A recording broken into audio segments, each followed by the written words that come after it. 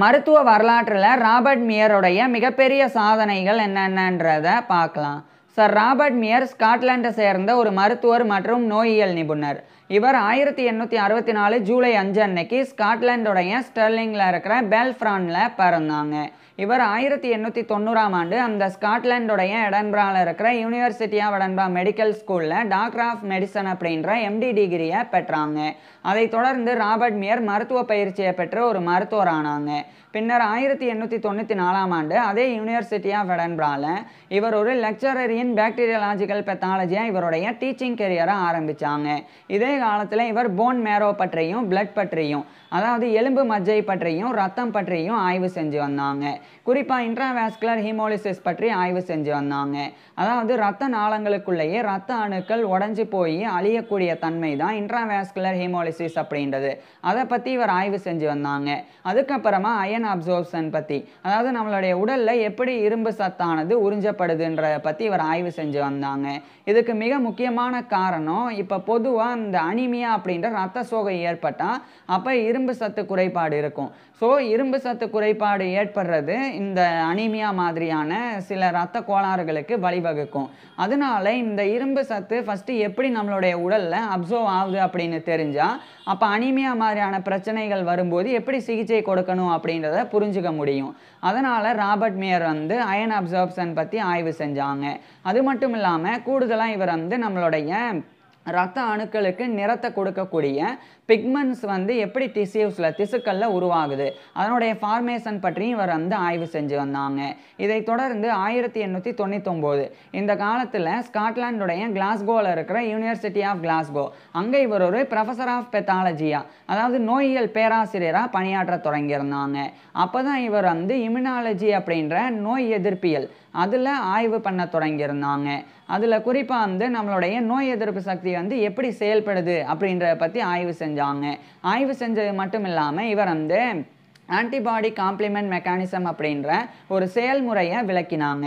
அதாவது நம்மளுடைய உடலில் இப்போ ஏதாவது ஒரு நுண்கிருமிகள் நுழையுது அப்படின்னா அப்போ உடனடியாக ஆன்டிபாடிஸ் போய் அதை ஐடென்டிஃபை பண்ணி அதை அடையாளம் கண்டு வச்சிரும். அதுக்கப்புறம் காம்ப்ளிமெண்ட் அப்படின்ற சப்ஸ்டன்ஸ் அதை அழிக்கும். ஸோ இந்த ஆன்டிபாடி காம்ப்ளிமெண்ட் ரெண்டுமே இணைஞ்சு ஒரு மெக்கானிசத்தில் ஈடுபட்டு நுண்கிருமிகளை அழிக்கும். ஸோ அந்த ஒரு முறை தான் இந்த ஆன்டிபாடி காம்ப்ளிமெண்ட் மெக்கானிசம் அப்படின்றது. அதை ராபர்ட் மியர் தெளிவுபடுத்தினாங்க. அதையும் தாண்டி ராபர்ட் மியர் இன்னும் பல்வேறு விஷயங்களை ஆய்வு செஞ்சாங்க. குறிப்பாக பாக்டீரிசைடல் அப்படின்றதுல ஆய்வு செஞ்சாங்க. பாக்டீரிசைடல் ஆக்ஷன் அப்படின்னு ஒன்று இருக்குது. இது என்னன்னா கிருமிகளை நம்மளுடைய நோய் எதிர்ப்பு சக்தி அழிக்கக்கூடிய முறை. ஸோ அதை பற்றி இவர் ஆய்வு செஞ்சாங்க. அது மட்டும் இல்லாமல் கூடுதலாக இவர் சில விஷயங்கள் ஹீமோலைட்டிக் அப்படின்ற ஒரு விஷயம் அந்த ஆக்ஷன் பற்றியும் ஆய்வு செஞ்சாங்க. ஹீமோலைட்டிக் ஆக்ஷன் அப்படின்னா சில நுண்கிருமிகளானது நம்மளுடைய ரத்தத்தில் இருக்கக்கூடிய பிளட் செல்ஸ் அதை அழிக்கும், அதை பிரேக் டவுன் பண்ணும். ஸோ அந்த செயல்முறை தான் அந்த ஹீமோலைட்டிக் ஆக்ஷன் அப்படின்றது. அதை பற்றியும் ஆய்வு செஞ்சாங்க. கூடுதலாக இவர் ஆப்சோனிக் ஆக்ஷன் பற்றியும் ஆய்வு செஞ்சாங்க. ஆப்சோனிக் ஆக்ஷன் அப்படின்னா என்னென்னா சில கிருமிகளை நம்மளுடைய உடலில் இருக்கக்கூடிய மேக்ரோஃபேஜஸ் அப்படின்ற ஒரு வகையான நம்மளுடைய நோய் எதிர்ப்பு சக்தியை சப்போர்ட் பண்ணக்கூடியது. அது போய் சாப்பிட்ரும் அந்த கிருமிகளை. அது சாப்பிட்றதுக்கு அதை ஐடென்டிஃபை பண்ணி இதை தான் சாப்பிடணும் அப்படின்னு ஆப்சோனின் அப்படின்ற ஒரு சப்ஸ்டன்ஸாக காட்டி கொடுக்கும். உதாரணத்துக்கு ஒரு கிருமி இருக்குன்னு வச்சுக்கோங்க. அந்த கிருமி மேலே போய் ஆப்சோனின் அப்படின்ற அந்த ஒரு சப்ஸ்டன்ஸ் போய் ஒட்டிடும். இப்படி ஒட்டின உடனே இதை தான் நம்ம முழுங்கணும் அப்படின்றத மேக்ரோஃபேஜஸ் தெரிஞ்சுக்கிட்டு முழுகும். ஸோ அதுதான் இந்த ஆப்சோனிக் ஆக்ஷன் அப்படின்றது. அதை பற்றியும் விளக்கினாங்க. அதுக்கப்புறமா இவர் கூடுதலாக ஒரு விஷயம் பண்ணாங்க. அதுதான் இந்த டிராஃபின் ஆக்ஷன் அப்படின்றது. அப்படின்னா என்னென்னா இப்போ எல்லா கிருமிகளும் ஒரே வகையான பாதிப்பை நம்மளுடைய உடலில் ஏற்படுத்தாது. ஒரு சில கிருமிகள் நேராக போய் நம்மளுடைய நுரையீரலை தாக்கும். ஒரு சில கிருமிகள் ரத்தத்திலே இருக்கும். ஒரு சில கிருமிகள் கல்லீரலை தாக்கும். இது எதனால் ஒவ்வொரு கிருமிகள் ஒவ்வொரு உறுப்பை தாக்கி அழிக்குது அதை பற்றி இவர் ஆய்வு செஞ்சாங்க. ஆய்வு செஞ்சு அதை விளக்கினாங்க. இது மிகப்பெரிய ஒரு விஷயம். இப்படி இவர் பண்ண ஆய்வுகள் எல்லாமே பிற்காலத்தில் நிறைய நோய்களுக்கு உண்டான தடுப்பூசிகள் கண்டுபிடிக்கப்படுறதுக்கு அடித்தளமாக அமைஞ்சது. அதை ராபர்ட் மியர் பண்ணாங்க. இவ்வளோ விஷயங்கள் பண்ணது மட்டும் இல்லாமல் இன்னும் கூடுதலாக ஒரு விஷயம் பண்ணாங்க. அதாவது இந்த பெத்தலாஜிக்கல் ரிசர்ச் பண்ணுறதுக்கு ஒரு சொசைட்டி அப்படின்னு தனியாக அந்த காலத்தில் இல்லை. அப்போ ராபர்ட் மியரும் இன்னும் சில விஞ்ஞானிகளும் இணைஞ்சு 1906ஆம் ஆண்டு இங்கிலாந்துடைய லண்டனில் pathological society of Great Britain and Ireland அப்படின்னு சொல்லி ஒரு சொசைட்டியை நிறுவினாங்க. அது இன்றைய காலகட்டத்தில் பொதுவாக பெத்தலாஜிக்கல் சொசைட்டி அப்படின்னு அழைக்கப்படுது. அது நிறுவப்படுறதுக்கு மிக முக்கிய காரணமாக ராபர்ட் மியரும் இருந்தாங்க. ஸோ இவர் ஒரு கோஃபவுண்டராக இருந்து அதை நிறுவினாங்க. அதுக்கப்புறம் 1909 இந்த காலகட்டத்தில் இவர் வந்து ஸ்டடீஸ் இன் இம்யூனிட்டி அப்படின்ற டைட்டிலில் ஒரு ஒர்க்கை எழுதி வெளியிட்டாங்க. அது ஒரு புக்கு. அதில் இவர் ஏற்கனவே பண்ணியிருந்த அந்த நோய் எதிர்ப்பியலில் இவர் பண்ணியிருந்த ஆய்வுகள் அத்தனையுமே இதில் வந்து குறிப்பிட்டிருந்தாங்க. இதனாலே இது வந்து ரொம்ப ஃபேமஸான ஒரு புத்தகமாக மாறத் தொடங்கியிருந்தது. அதுக்கப்புறமா ராபர்ட் மியர் வந்து இந்த பிளட் செல் டிஸார்டர்ஸ் பற்றியும் பிரஸ்ட் கேன்சர் பற்றியும் ஆய்வு செய்ய தொடங்கினாங்க. அதாவது இரத்த அணுக்களில் ஏற்படக்கூடிய கோளாறுகள் அவைகள் பற்றி, அதுக்கப்புறமா இந்த மார்பக புற்றுநோய் அது பற்றிலாம் இவர் வந்து ஆய்வு செஞ்சு வந்தாங்க. ஆய்வு செஞ்சது மட்டும் இல்லாமல் பல்வேறு விஷயங்களை இவர் வந்து சேர்த்து 1924ஆம் ஆண்டு டெக்ஸ்ட் புக் ஆஃப் பெத்தாலஜி அப்படின்ற டைட்டிலில் ஒரு ஃபேமஸான புக்கை வெளியிட்டாங்க. இது வந்து பெத்தலாஜிக்கல் ஸ்டூடெண்ட்ஸ், அதுக்கப்புறம் ப்ரொஃபஸர்ஸ், ரிசர்ச்சர்ஸ் எல்லாருமே பயன்படுத்தக்கூடிய அளவில் இந்த ஒரு டெக்ஸ்ட் புக்கானது அமைஞ்சது. மேலும் கூடுதலாக இது ஒரு பாடநூலாகவே அடுத்த பல ஆண்டுகள் பயன்பாட்டிற்கு இருந்து வந்தது. ஸோ அப்பேற்பட்ட அந்த டெக்ஸ்ட் புக் ஆஃப் பெத்தாலஜி அதை ராபர்ட் மியர் தான் எழுதினாங்க. அதை எழுதி வெளியிட்டதுக்கு அப்புறமா தொடர்ச்சியாக அடுத்தடுத்த பதிப்புகளையும் டெக்ஸ்ட் புக் ஆஃப் பெத்தாலஜியை இவர் வந்து எழுதி வந்தாங்க.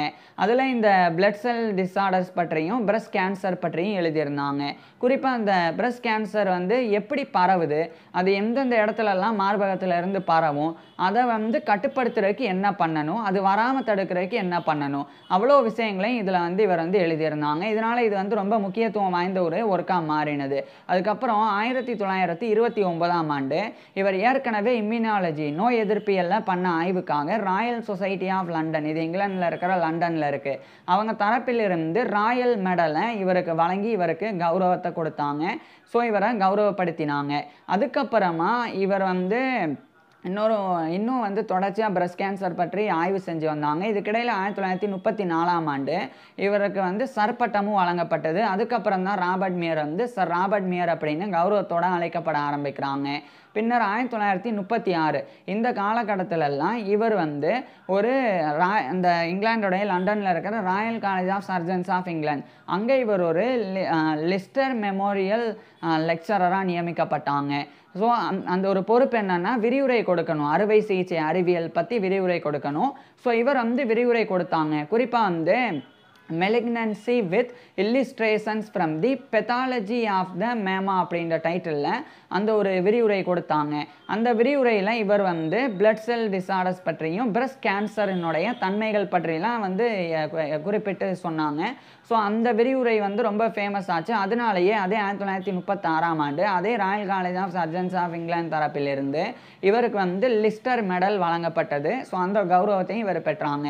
இப்படி ஆரம்பத்தில் இருந்தே நோய் எதிர்ப்பியலாக இருக்கட்டும், அதாவது இம்யூனாலஜி, அதேமாதிரி பெத்தாலஜி, பிளட் செல் டிஸார்டர்ஸ், அதுக்கப்புறம் இந்த பிரஸ்ட் கேன்சர் அப்படின்னு பல்வேறு ஆய்வுகள் செஞ்சனால இவர் வந்து மிகப்பெரிய அளவில் போற்றப்படக்கூடிய ஒரு மருத்துவராகவும் நோயியல் நிபுணராகவும் இவருடைய காலத்தில் இருந்து வந்தாங்க.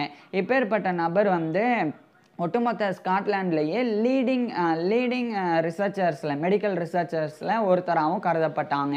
இவர் இறுதியாக 1959 மார்ச் 30 அன்னைக்கு இவருடைய 94 வயதில் இறந்து போனாங்க. ராபர்ட் மியர் வந்து இறந்து போயிட்டாலும் இவர்னால உருவாக்கப்பட்ட அந்த படைப்பு, அந்த புத்தகம் டெக்ஸ்ட் புக் ஆஃப் பெத்தாலஜி, அது வந்து தொடர்ச்சியாக இவருக்கு பிறகும் பல பதிப்புகள் வந்து வெளியிடப்பட்டது. உதாரணமாக 2008ஆம் ஆண்டும் இந்த டெக்ஸ்ட் புக் ஆஃப் பெத்தாலஜியோடைய 14th எடிஷன் 14வது பதிப்பு வெளியிடப்பட்டது. இது ராபர்ட் மியரை கௌரவப்படுத்துறதுக்காக இவருடைய பேர்லயே Muir's textbook of pathology அப்படின்னு 2008ஆம் ஆண்டு அதனுடைய 14வது பதிப்பை வெளியிட்டாங்க. ஒரு பாடநூலுக்கு இவருடைய பேர் இருந்த அளவுக்கு இவர் இறந்து கிட்டத்தட்ட 50 ஆண்டுகள். ஸோ அவ்வளோ ஆண்டுகள் ஆன பிறகும், அதான் நான் 2008 அடிப்படையாச்சு சொல்கிறேன், அப்போ 49 ஆண்டு. ஸோ அவ்வளோ ஆண்டுகளுக்கு பிறகும் கூட ராபர்ட் மியர் வந்து நினைவில் கொள்ளப்பட்டாங்க அப்படின்னா இவர் எந்த அளவுக்கு மருத்துவ வரலாற்றில் இவருடைய பங்களிப்புகளை கொடுத்துருக்கிறார் அப்படின்றது இது வந்து உணர்த்துது. ஸோ இப்பேற்பட்ட ராபர்ட் மியர் பற்றி நீங்கள் என்ன நினைக்கிறீங்க அதை கீழே கமெண்ட்ஸில் சொல்லுங்கள். அதே மாதிரி இவருடைய ஃபுல் லைஃப் ஹிஸ்ட்ரியை நான் ஏற்கனவே பேசியிருக்கேன். அதை பார்க்குறதுக்கு கீழே டிஸ்கிரிப்ஷனில் லிங்க் கொடுத்துருக்குறேன், கட்டாயமாக பாருங்கள். தேங்க்யூ.